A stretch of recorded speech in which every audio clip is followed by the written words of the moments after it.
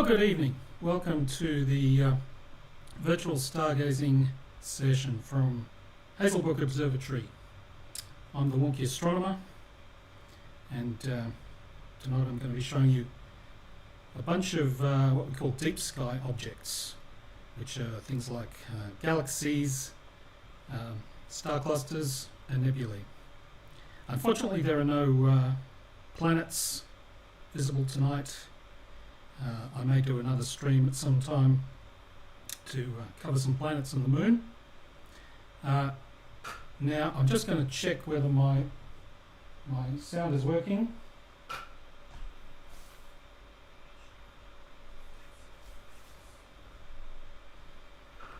See if my sound is working. Okay, so as you may have seen, we have an object in the field of view already up here in the top right. I might just do something which I should have done earlier. I'm going to make my my mouse pointer bigger so you can see it better.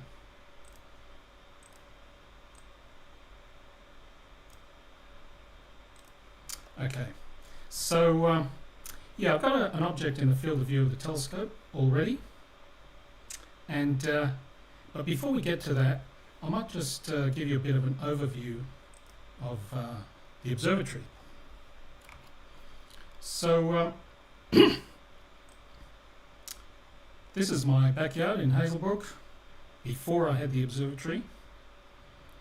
And by the way, feel free to ask any questions in the comments section as we go along. But I apologise if I don't get to them all live. I'll come back to them later and try and answer them all. But yeah, this is my backyard before I had the observatory. And in 2019 I bought a kit dome, which is called the Next Dome, and it came it came in these boxes and had to be assembled like an IKEA project. There's some of the parts, and I assembled the dome on my back patio. Had a concrete slab poured with electricity coming in, and those flower pots you can see there are the holes for the legs of the tripod. And assembled the walls. It was a fairly easy job. Just took a day to do that, and then another day to put the dome on top. Put in some flooring, just rubber mats and carpet tiles to make it look nice, and put the telescope in. The telescope is a 11-inch Schmidt-Cassegrain telescope, and it's got a camera on the front. This is the camera I'll be using tonight. This is a very sensitive black and white video camera. And for those of you with photographic background, it's operating at f2.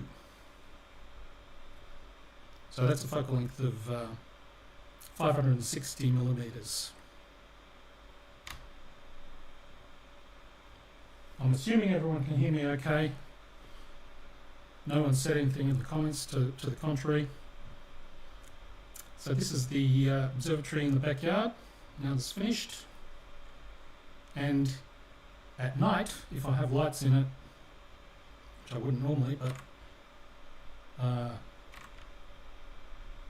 it glows. So it looks quite nice. And this is what it looks like from the street. So you can see the dome there beside the house. And it has a pretty good view of the sky, up in this direction, up in this direction. Right. So now let's move on to what we're actually seeing in the telescope.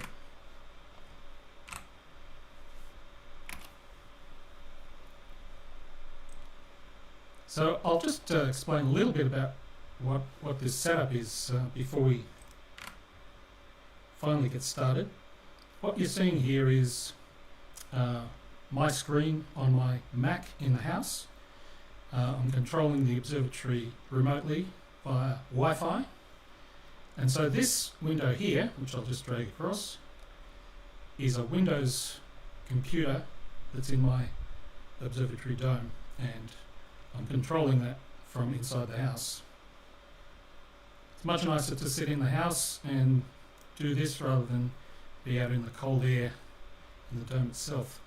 And then here I have what's called a Planetarium Program, which shows me what's in the sky right now or at any time, and I can choose any object in the sky and click on it and hit the button, and the telescope will move to it. And up in the just above that, I can't put my mouse on it because my mouse will disappear behind it, but that view there is a security camera that's in the dome. I actually have, I'll give you a better view of that just a moment. So I've got a security camera in the dome and some others as well. Got 2 in the dome and 2 outside the dome, and the ones outside the dome are pretty much just for fun, but showing the view of the telescope as it's moving is very useful, because I have to make sure that it doesn't tangle up the cables as the telescope moves. Alright, so I'll just go back to the main view here. And so the view in the top right here is the live view that we're seeing through the telescope. And it's a black and white camera, so you won't see any colour in this, but it's very sensitive, and that's why I use this particular camera. Thank you, Jose, for your comment. Yeah, there are some trees around, but they don't bother me too much. So let's get on to this first object. This is a globular cluster, and I brought up a professional picture of the same object. So this is a professional picture, and this is the live picture that we're looking at right now. And a globular cluster is a big ball of stars, and I always think it looks like someone spilled sugar on a piece of black carpet, something like that, or a black tablecloth. But these globular clusters contain usually a few million, or it could be less than a million, but up to a few million stars, which is not much compared to our galaxy. Our galaxy contains about, I think, 100 billion stars, or it could be 200 billion. The estimates vary. And this particular one is about 1 million. Now, I'll just tell you a little bit about globular clusters in general.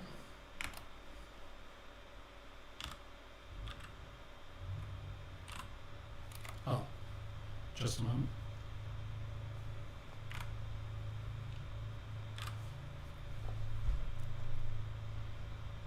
Right. So our galaxy is, of course, a big collection of stars, and it's in the shape of a disk.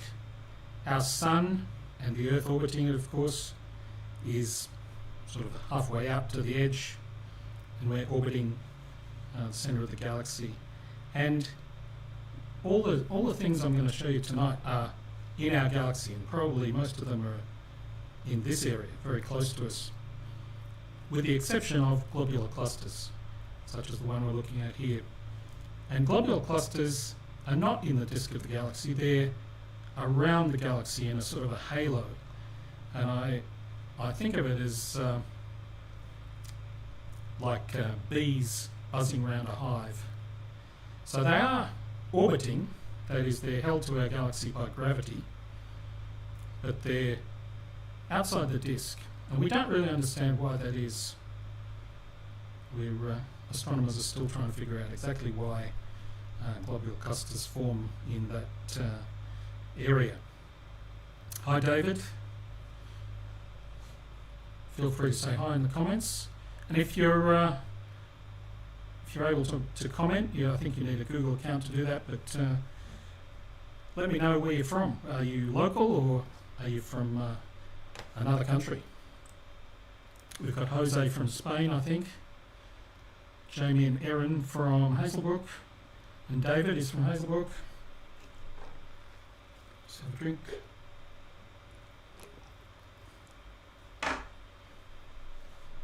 Alright, so that's globular clusters. This particular one is quite old. It's believed to be about 12.5 billion years old, which is about 90% of the age of the universe. And globular clusters generally contain very old stars, but that's old even for a globular cluster. James and Aaron are just down the road. Thank you very much. Yes, David, I knew you were from Hazo. Brett and Chris from Hazo. Alright, so let's move on. We've finally done one object. We're 10 minutes in. Okay, so what I'm going to do is choose the next object. I've got a list over here of the objects I plan to look at tonight. So I'll click on the next one and it'll move to that, and I will then tell the telescope to move to it. So what I'll do is just switch the view so you can see the telescope better. You may be able to hear it actually when it moves as well. I'm not sure if the sound from that will come through, but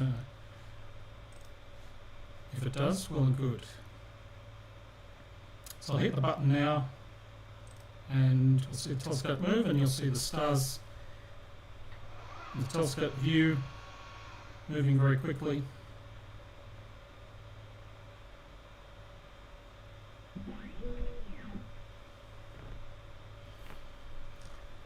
Alright, so this is the Ita Karina Nebula. Just a moment.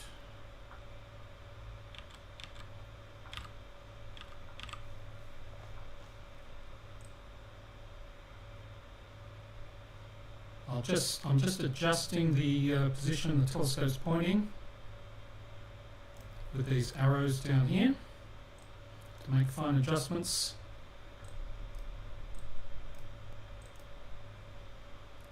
Ooh, went too far there. And it's a little sort of noisy, that image there. I can just adjust some of the camera settings to improve that.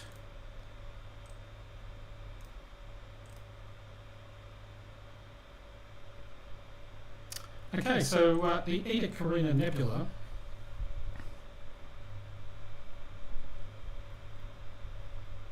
turn the scope to a planet, David? Yeah, there are no planets tonight, unfortunately, except perhaps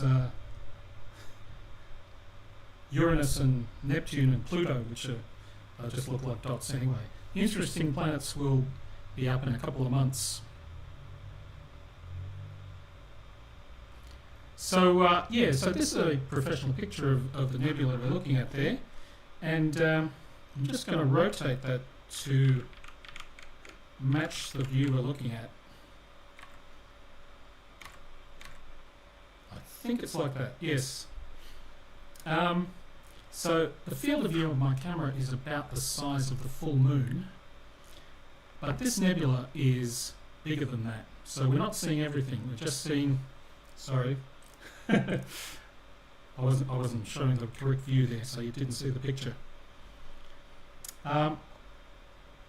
Yeah, so this is a professional picture of this nebula, and because my camera's field of view is not as big as this nebula, we're only seeing probably like this inner section of it, and the outer sections are off the edge of the field. Now, this is an emission nebula, which means it's a cloud of gas, mainly hydrogen gas. and it glows because nearby stars are emitting ultraviolet radiation and causing it to glow. It's a little bit like in a fluorescent tube, how the gas glows when you pass an electric current through it. It's a different kind of gas, but a similar process where the ionized gas emits radiation, and it emits it in particular frequencies.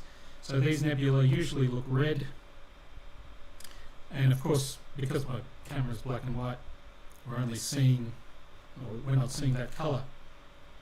But the interesting thing about this nebula is there's a star in it just down here, and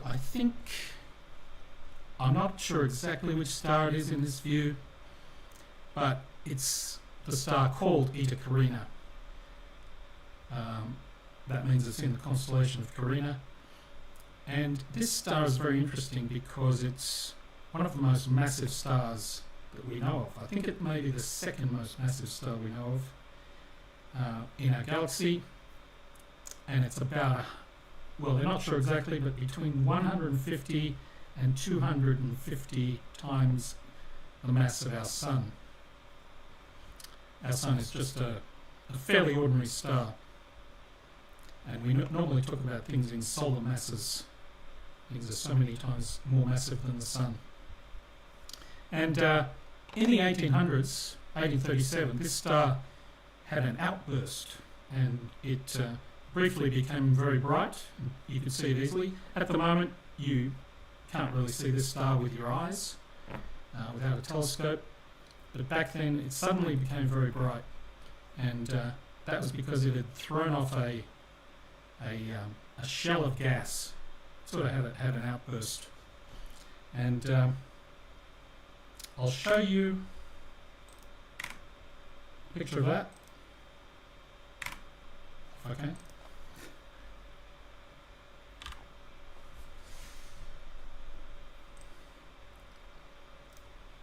Right, so this is the star in that nebula, and it's thrown off these lobes of gas, and that was back in 1837 that happened, and it's still expanding out.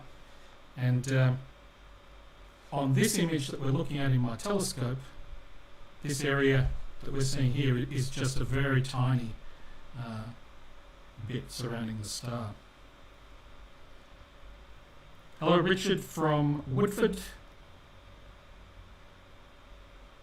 Yep, so this is something you can see in a telescope if you have a good magnification, because it is a very small thing. And I'll just show you a few other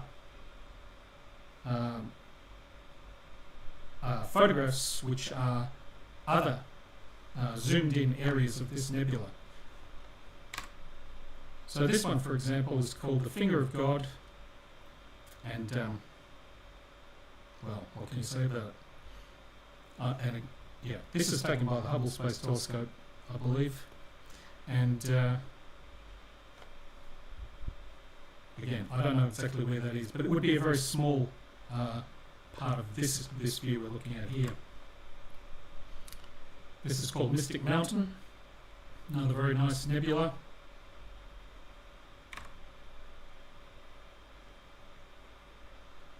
Who took the photo back then? I'm not sure. Hello, Neil from Warrington. I think I know Neil, don't I? Not sure. Alright, this is a star cluster called Trumpler 14, again by the Hubble Space Telescope, and again that's somewhere in this nebula.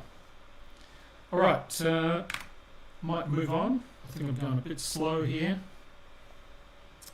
So, next on the list, we have the Gem Cluster, which is very close by. So the telescope won't move very far. I'll just hit the button.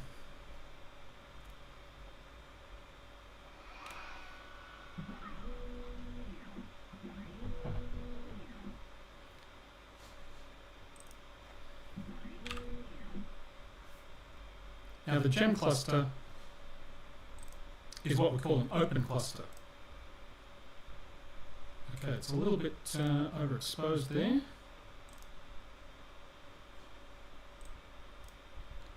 And it's just, an open cluster is just a loose collection of stars. Oh, Neil says I do know him. Yeah, I thought so. You can see the image shimmering there a little bit. I think that's because of the wind. It's a little bit windy tonight, and it may be, well, it's causing turbulence of the air, and also it may be moving the telescope itself. But to be honest, I find open clusters a little bit boring because they're just, they're just stars, and they're not very densely packed. They're open. But I know that a lot of people do like to look at open clusters, so I've included it here. I'll bring up a picture, professional picture of that one, and it does look very nice in that picture, and it's surrounded by an Emission Nebula, and I think that nebula is too dim for me to see in my telescope view. I think the orientation of that, see, things change their orientation as they move across the sky, so oh, it's not that way. So when we look at it, depending on what time you look at it, it'll be in a different orientation, so these pictures may not match. But yeah, that's the way it is. I can see this little group of stars here is there. And this is called the gem cluster because the person who first looked at it thought it looked like a, what was it? A box of gems, and in particular this red one here, which stands out. People sometimes don't realise that stars are different colours, but there are quite a range of colours from blue through to red. And of course, again, we don't see that in my camera.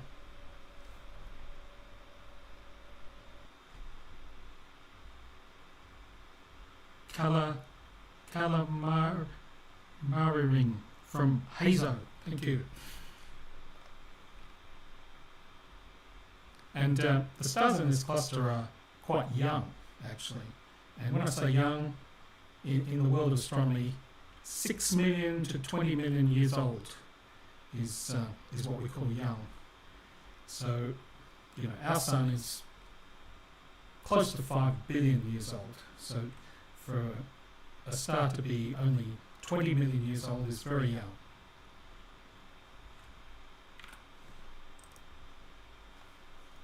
All right, now we'll look at a different kind of nebula, different gases, there are different gases in different nebula, but most of them are hydrogen, and there's a bit mixed. Oh, did you see that? Something went through the camera field very quickly.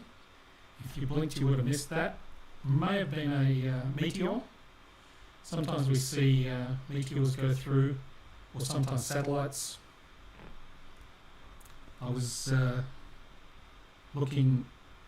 doing this a couple of nights ago and saw a very nice satellite go through. Pete from Hazo, good evening. Okay, so yeah, we're going to look at another, or a different type of nebula now, called a planetary nebula. Let me just see where that is. Okay. My security camera's timed out. Let's restart that. Hit the button.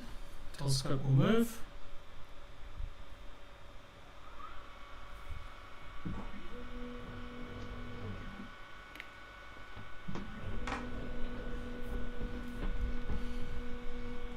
Now the telescope sometimes moves a little bit faster than the dome, so sometimes the view turns white as we see the inside of the dome. Okay, Now, planetary nebulae have nothing to do with planets. They're called that just because someone thought they looked a bit like planets. And they look like planets in the sense that they are small.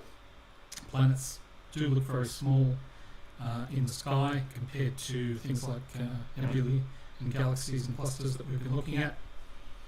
And they're generally round. So a small round thing looks like a planet, and that's what these look like. But they have nothing to do with planets.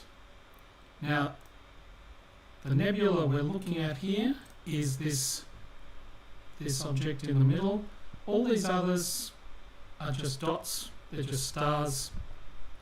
But this one here is a little bit different. Now I'm going to zoom in on it. This is just a 2x digital zoom. And you can see that it has a central bright part and then a dimmer surrounding part. And you'll see what that is when I bring up a picture. Let me see, the 8 burst. Yep, this is called the 8 burst nebula. Now this is a Hubble Space Telescope image. So a planetary nebula is formed when a star has a bit of an outburst and it throws off some gas. It's not really an explosion, it's not anything like a supernova explosion where a star really reaches the end of its life and explodes. It's a more gentle type of outburst, and it just throws off some shells of gas and they form a sphere around it, and they expand outward. And this one's called the 8 burst nebula because apparently there are 8 different shells of gas. It's a little hard to see them very clearly, but I think probably there's one there and one there and one there. Oh, sorry, there. I can't count 8, but someone's counted 8. So apparently it had 8 separate outbursts. And as you can see, it's very small in my telescope. But that bright part in the middle would be the star in the centre, and the slightly dimmer part around it would be the gas. And the shells of gas are expanding at a speed of 24 kilometres per second, which sounds quite fast, but it's probably quite typical. And this nebula is at a distance of about 2,300 light years. So that's how long the light took to reach us.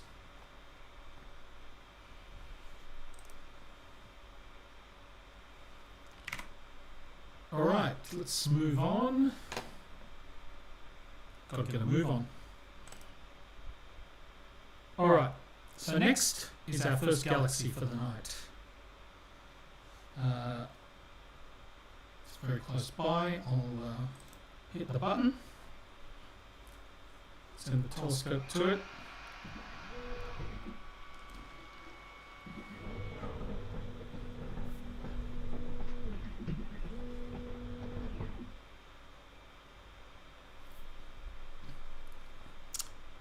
Okay, so this galaxy, I'll tell you what, I'll bring up a picture first.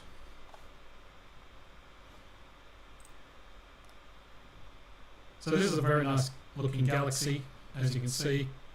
Probably a little bit similar to our own galaxy in that it's a spiral.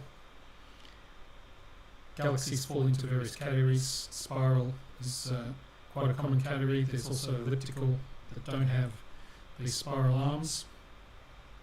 But I just wonder if you can see that galaxy in the telescope view here.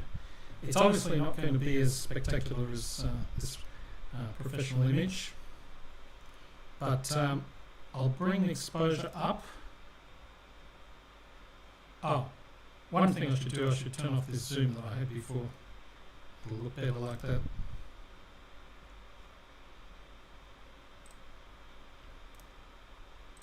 Just do some camera adjustments here. And I think you should be able to see that galaxy right there. And you can see the central core and the spiral arms. Now, I noticed that in this picture the spiral arms are going in one direction, and in reality they're going in the other direction. So I think this image has been flipped. But my view is definitely the correct view. Just bring that down a little bit. See you later, David. Have to get up early. Yep, know how it is. Alright, so this galaxy doesn't have a... I don't think it has a real name. You'd think a galaxy that looks so nice would have a good name, but this is just called NGC 2997. It's in the constellation of Antilla, and it's about 23 million light years away. It's moving away from us at about 1100 kilometers per second, and most galaxies, except the ones that are very close to us, are moving away from us, and that's because the universe is expanding, and that's why we think that it began in a big bang. Now you can see in the spiral arms of this galaxy are these red bits, and they are gas, just like the nebula that we looked at earlier, or a couple of nebula that are composed of that red-looking gas, the hydrogen gas. In this distant galaxy we can see similar nebulae. So those are areas where stars are forming, and the blue parts are the stars that have recently formed, and in the centre of the galaxy, just a little bit of wind noise there, in the centre are older and redder stars. Richard from Hazo, hello. Yes, that image may have been taken from the back. I didn't think of that. That would have been difficult. Yeah, so in the centre you can obviously see that it's more of an orange colour. That's because the stars are older, and red stars are cooler than blue stars. Out here where it's blue, these would be much hotter. The ones in the centre are cooler and older. Alright, let's move on. Just getting a message there. You may have noticed these numbers down the bottom. This is just a timestamp. I use that for other purposes, for timing events. But it's just part of my the camera feed. Okay, so yeah, now let's move on to... One moment. Let's get rid of that. Move on to some more galaxies. I'll just hit the go to button here.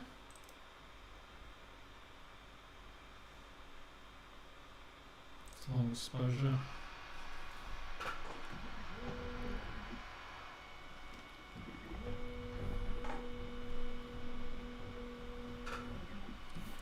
Yeah, it's gone white there because it's the telescope's moving a little bit faster than the dome is moving, and so we're seeing the inside of the dome. But when the dome catches up, we see the sky again.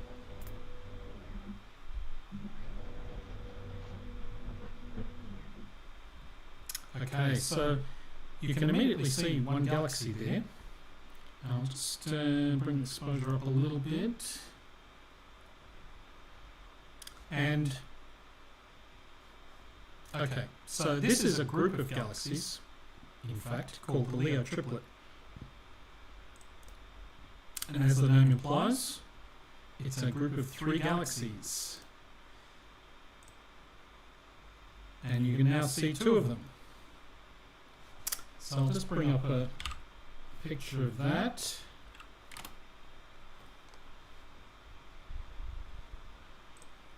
Okay, so this is a professional picture of the Leo Triplet, and I'll just rotate it into the orientation. I think this is the orientation we're seeing. So these two galaxies that we're seeing here are these two. Now, the image is just drifting a little bit, which it shouldn't be doing. Okay. Sometimes my telescope plays up a little bit. Yep, that seems stable now. So this one is called M65 and this one's called M66. And the M is named after Charles Messier, who was a French astronomer in the 1700s, the 18th century. And he's famous for cataloguing about 100 of these deep sky objects. Now, he didn't know what they were, and in fact, ironically, he wasn't interested in them. He was a comet hunter, so he was looking for comets, and comets look like little fuzzy blobs, and these things, galaxies and nebulae, look like little fuzzy blobs in the telescope. So he was finding all these things, and they were an annoyance to him because he knew they weren't comets. You can tell the difference between a galaxy and a comet, for example, because a comet will move from night to night, whereas a galaxy or a nebula will stay where it is. So once he realized that each of these wasn't a comet, he just made a note of it, and that was his catalogue of things that he didn't want to look at anymore. So when he would find what he thought might be a comet, he'd look it up in his catalogue, and if he'd already put it on his list, he'd ignore it. But that list has become probably the most famous list of objects in the sky for amateurs, certainly. But professionals use the Messier numbers as well. So he discovered these two, and this third one, he missed it. It is a bit dimmer. It looks fairly similar in this view, but it was a little bit too dim for him to see. So what I'm going to do is just move the telescope until we can see that third galaxy. It's just coming into the field at the bottom right there.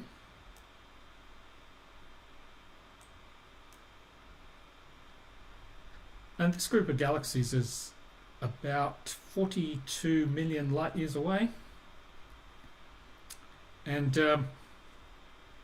as far as size goes, these two are very similar in size to our own galaxy, which is about 100,000 light years across. My telescope's just misbehaving a little bit again. But yeah, so you can see that one has a dark dust lane going through it. That's quite common with spiral galaxies. When we see them edge on, we see a dark lane, which is dark dust blocking the starlight. And we can actually see that in our own Milky Way. When you see the Milky Way overhead, there's a dark part going through the middle of it, which to the Aboriginal people looks like an emu. I don't have a picture of that, unfortunately.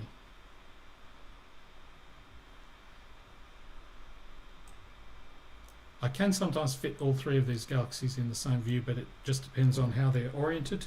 If they were turned a different way, I think I could just about fit them in.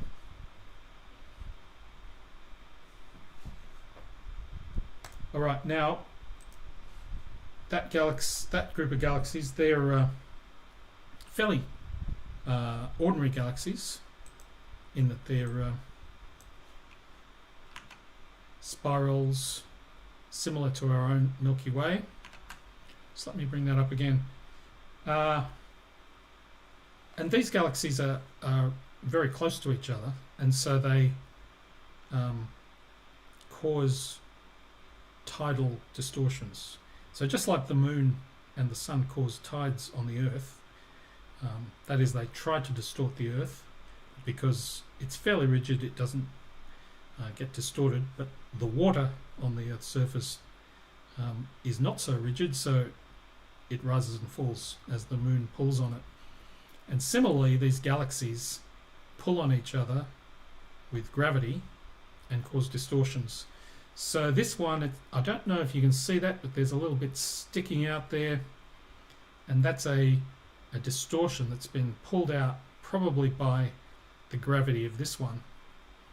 And this one's also got some little bumps on it, which are, again, tidal distortions caused by the gravity of one or both of these other two. Okay, so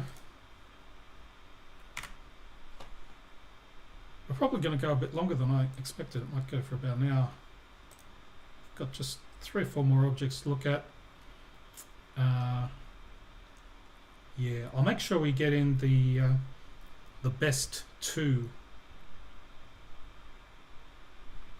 All right, let's go to the Sombrero Galaxy. Hit the button.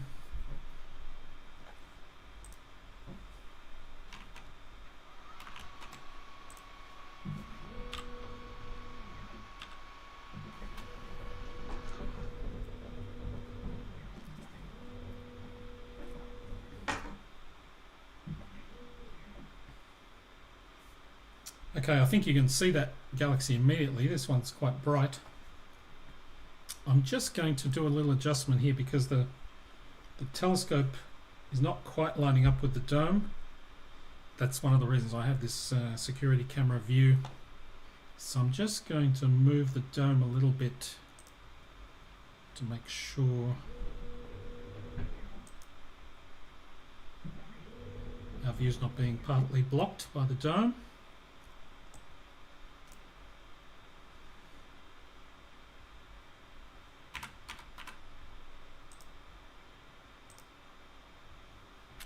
Okay, so the Sombrero Galaxy is another spiral galaxy, and you can see a very prominent dark dust lane going through it, and that dust lane is what this galaxy is famous for.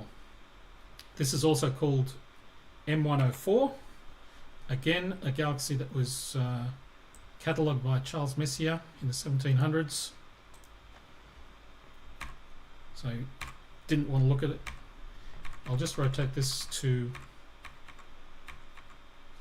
the view that we're looking at here. So this very prominent dark dust lane is perhaps the most prominent of any galaxy, and people think it looks like a Mexican hat.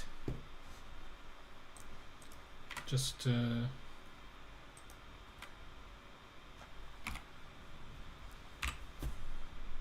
have a comparison here. That's what they think it looks like. I think similarity may be a bit exaggerated. I mean, I think it looks more like a fried egg in this picture, but that's just my opinion. But it is a very nice looking galaxy, and in some of these very deep images, this one is, I think, again, a Hubble Space Telescope image. What you'll often see is lots of other little galaxies in the background, and I don't know if you'll see this on the stream. Depends on if you've got watching on a big screen or a small screen, but you'll see these little objects that are a bit elongated. They're not dots like stars. There's one there. There's one there, and there's all these little tiny ones, and they are all other galaxies, probably at much greater distances. There's one there. There's one there that's more round, but I think it is a galaxy. all the stars you see in this would be stars that are in the foreground in our own galaxy. And this galaxy is about 28 million light years distant.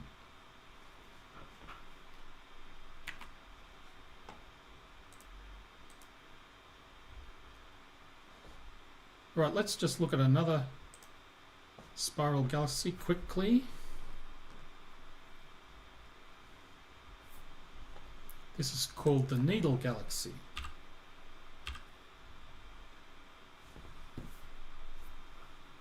Security camera timed out again.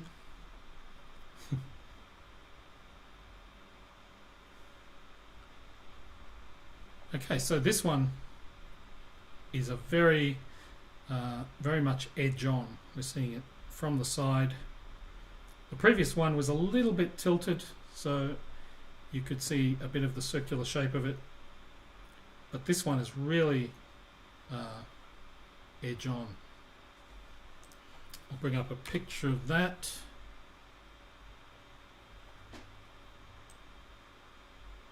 Okay, and I think that's almost the correct orientation.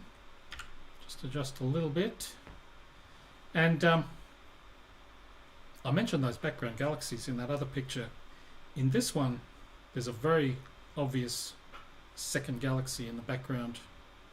There's a few others too, like that one there. There's probably a few very tiny ones, but that one is very prominent. And in fact, I can see that one in my telescope.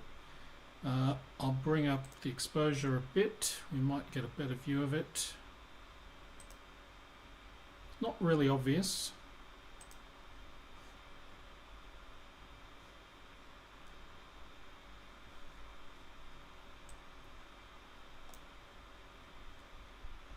Just adjust the camera settings a bit.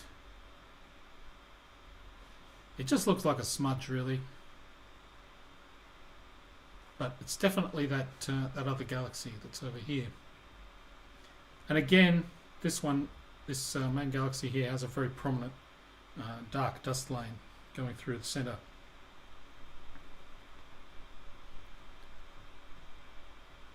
And this is at 39 million light years away.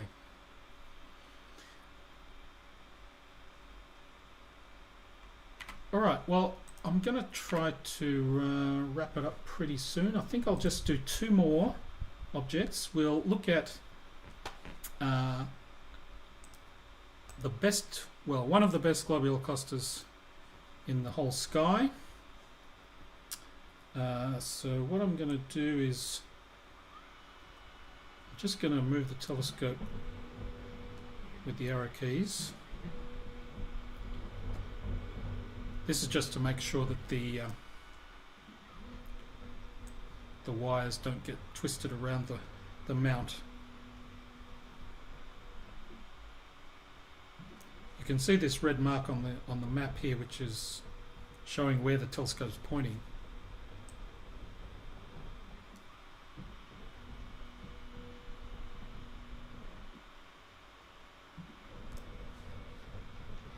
So I'm just moving it until it's sort of a bit in the general area of the object I want to look at. It's a bit overexposed. And then I'll hit the go to button.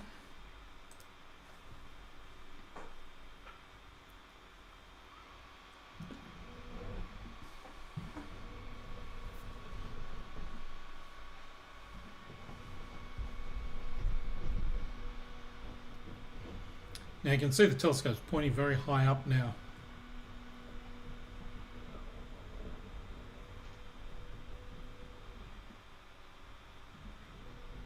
Okay.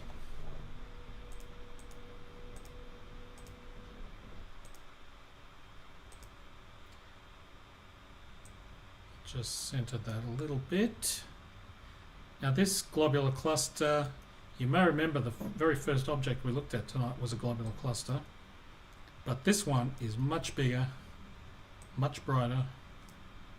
I'll bring up a picture of this.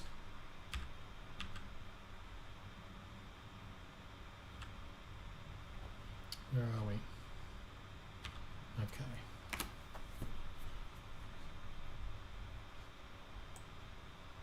So there's a professional picture in the European Southern Observatory, and this globular cluster is believed to have about 5 million stars, which makes it the biggest globular cluster in our galaxy, and it's also fairly close to us, which makes it look big as well. It's about 5,000 light years away, and it's a little bit strange because it's thought that perhaps this globular cluster formed somewhere else and then drifted into our galaxy and became part of our galaxy, but and that's because it has some strange properties.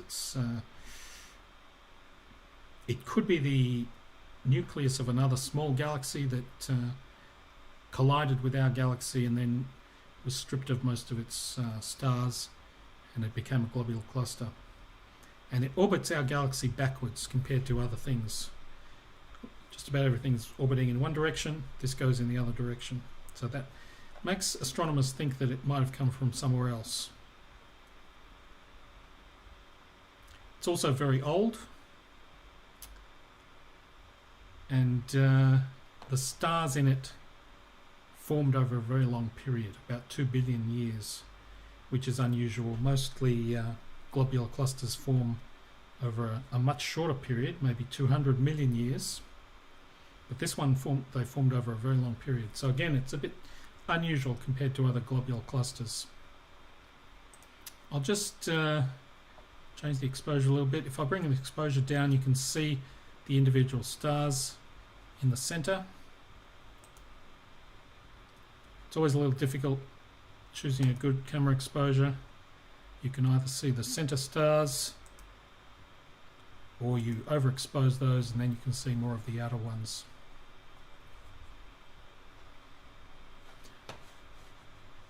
Alright, I think we'll just do one more object, and that will be the jewel box.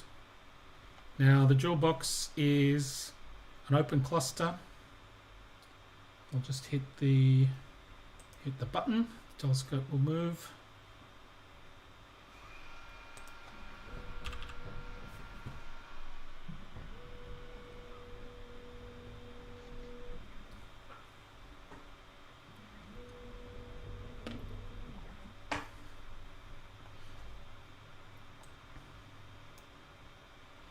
Now, as I mentioned before, the jewel box is an open cluster, and I'm not a big fan of open clusters because generally they're just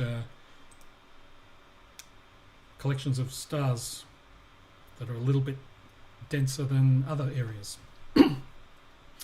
But the jewel box is quite nice. I'll bring up a picture of that. The interesting thing about the jewel box is it has this very red star in amongst all these blue stars, and so sorry, I should move that there. And so that's the jewel in the box, and it looks very nice when you look at it visually through a telescope. You can really see that one star is a different color from the rest. Now the jewel box is located very close to the Southern Cross. Technically it's part of the Southern Cross, and you may be familiar with this, right? So here on the Australian flag is the Southern Cross. Now this star over here isn't a real star in the sky, that's just the Federation star. But the Southern Cross is represented there, and the jewel box cluster that we're looking at right now is located just near Beta Crucis, this second brightest star in the Southern Cross. And on a star map, it looks a bit like that. So there's the jewel box cluster, and here's the Southern Cross. And you may be able to see that if you look at the Southern Cross just with your eyes. You may be able to just pick up that there's a little dim, probably looks like a star, just to the left of that star, and that's the jewel box cluster. And that cluster is at a distance of about 6,000 light years, which is relatively close. And yeah, most of the stars are blue giants, but there's just that one red supergiant star that gives that nice jewel-like appearance. And this cluster is also thought to be very young, only about 7 million years old, which is very young for stars. All right, well, that's the last object on the list. So I think I'll wind it up. So thanks everyone for watching. And if you've got any other questions, you can put them, this stream will be available as a video on YouTube, and you can put comments under it. I'll try to answer any questions that you may have. So good evening. Thanks for coming.